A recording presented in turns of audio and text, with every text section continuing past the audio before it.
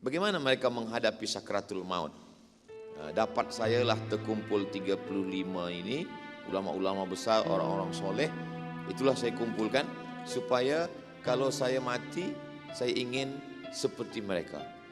Lepas itu datang pula COVID, hampir mati, tapi tak juga mati. Jadi memang rupanya Allah Subhanahu Wa Taala masih bagi kita kesempatan.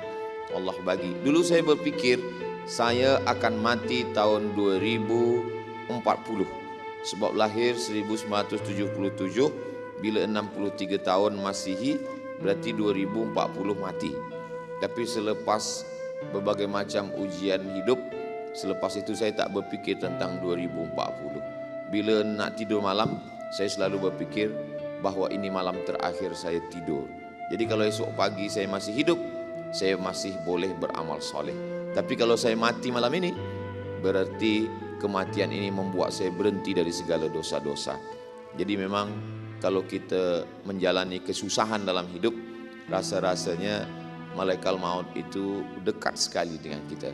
Dan itulah mengapa saya tuliskan buku ini. Jadi pada kesempatan ini saya akan bacakan, saya akan huraikan beberapa nabi, para ulama menghadap Allah Subhanahu Wa Taala. Lepas itu nanti saya kembalikan kepada host moderator kita akan soal jawab. Yang pertama Nabi Nuh alaihi salam. Nabi Nuh itu pesan dia sebelum meninggal. Biasanya kita kalau nak pergi, semua yang amat sangat penting kita kumpulkan manakala kita akan pergi. Saya akan pergi umrah ke Makkah Al-Mukarramah. Tolong jaga semua rumah, jangan sampai ada itu ini segala macam. Nah, manakala orang akan pergi yang lebih lama daripada setakat umrah, pergi menghadap Allah, tentulah pesan akhir itu pesan yang amat sangat penting. Maka Nabi Nuh pesan dia dua saja. Yang pertama, jangan syirik. Yang kedua, jangan sombong. Syirik kepada Allah, sombong kepada manusia. Jadi ini pun boleh juga kita, bila rasa agak-agak demam-demam sikit, pesankanlah ini. Anak-anakku, kalian jangan syirik. Kedua, jangan sombong. Syirik kepada Allah, rusak amal kalian. Sombong kepada manusia, orang tak ingat semua kebaikan. 99 kita buat baik, sekali kita sombong, yang sekali itulah yang akan diingat orang. Bak kata orang Melayu, jangan kerana hujan sehari hilang kemarau setahun. Apa obat daripada dua penyakit ini? Maka perbanyaklah untuk obat syirik. Afdalu dzikri fa'lam annahu la ilaha illallah. Sedangkan untuk yang sombong, obatnya adalah memperbanyak tasbih subhanallah wa bihamdihi. Yang suci itu hanya Allah.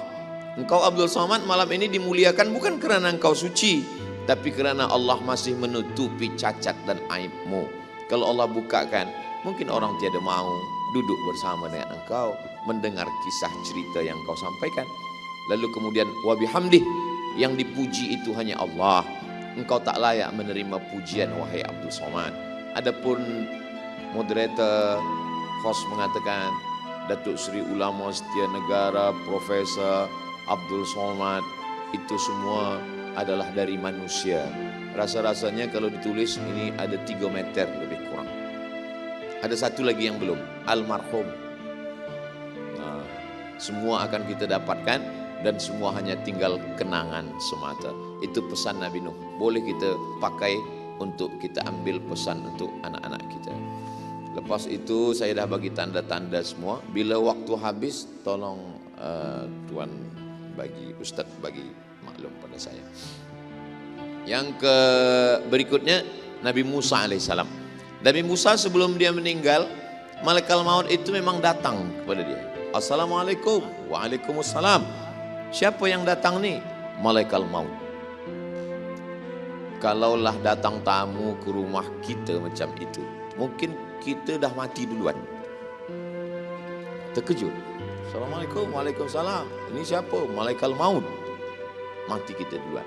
Tapi kerana Nabi Musa ni kuat, Nabi Musa di antara Nabi yang kuat, ulul azmi, maka Nabi Musa ingin berjumpa dengan 3 perempuan. Yang pertama ibu, yang kedua isteri, yang ketiga anak. Yang pertama kata Nabi Musa, izinkan aku berjumpa dengan ibuku. Kalaulah boleh waktu balik ke pangkal, ke belakang. Kalaulah saya mengalami macam yang dialami Nabi Musa, maka saya ingin malaikat maut izinkan aku berjumpa dulu dengan ibuku. Aku peluk badan dia, aku cium tangan dia, aku cium kening dia. Selepas itu matilah. Tapi karena kita sangka umur dia masih panjang, jadi kita tak boleh buat. Jadi bagi yang emaknya masih ada, balik dari sini, cubalah buat yang macam dibuat Nabi Musa. Kalau esok pagi masih hidup, alhamdulillah. Kalau esok pagi mati, kita sudah sempat mencium tangan dia.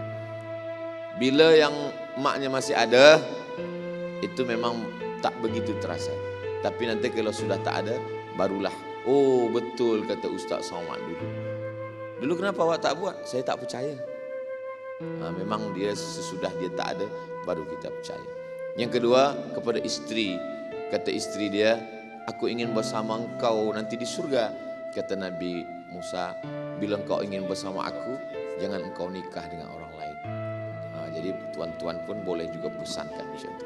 Cuma yang kita khawatir nanti dia tanya balik. Macam mana kalau aku yang mati dulu, kata dia. Ada setengah lelaki menjawab, kalau engkau sebelum engkau mati pun aku boleh lagi nikah lagi, kata dia. Ya, jadi nanti bila sampaikan pesan itu, jangan engkau nikah dengan orang lain kalau kau ingin bersama dengan aku di surga. Cukup. Bila dia tanya balik, boleh aku tanya balik? Tak boleh, sebab ini aku nak mati dah. Yang ketiga dengan anak perempuan. Aku ada pokok kapas, maka kamu kutiplah kapas-kapas itu. Kapas dipintal menjadi benang-benang ditenun menjadi kain. Juallah kain itu, jangan jual harga diri kamu. Kenapa perempuan?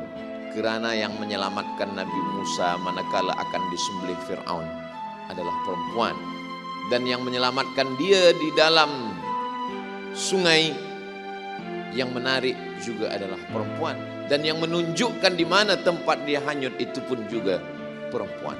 Jadi sesungguhnya di balik lelaki yang hebat, yang luar biasa, ada perempuan-perempuan yang Masya Allah, Tabarakallah. Termasuklah kami berdua ini. Kami ini berdua dilahirkan perempuan. Jadi sebelum mati kita jumpa perempuan. Alhamdulillah, mak saya perempuan, isteri saya perempuan, dan anak saya dua-duanya laki-laki. InsyaAllah panjang umur, sehat badan, ada anak perempuan insyaAllah. Macam-macamnya jamaah tak bersetuju, dia tak ada cakap amin. Berikutnya adalah Nabi Muhammad sallallahu alaihi wasallam. Apa yang terakhir last kali yang keluar dari mulut Nabi Muhammad SAW, kata beliau, ma'alladzina an'amta alaihim minan nabiyyin was-siddiqin was-syuhada was-salihin. Aku ingin bersama mereka nanti di surga, bersama nabi-nabi, bersama siddiqin, orang yang benar, orang yang jujur, orang yang amanah, was-syuhada, orang yang mati syahid, dan orang-orang yang soleh. Itulah mengapa dalam setiap doa selalu saya ulang-ulang setiap doa, Allahumma jama'na ma'al habibil mustafa fi jannatikal ula ma'an nabiyyin was-siddiqin was-syuhada was-salihin. Itu doa saya ambil dari sini. Andai itu doa terakhir saya, maka saya ingin bersama dengan mereka. Sebab apa? Bersama kita di UBD, bersama kita di Bandar Seri Begawan, bersama kita di Brunei Darussalam, bersama pula kita nanti di surga Jannatul Firdaus insyaallah.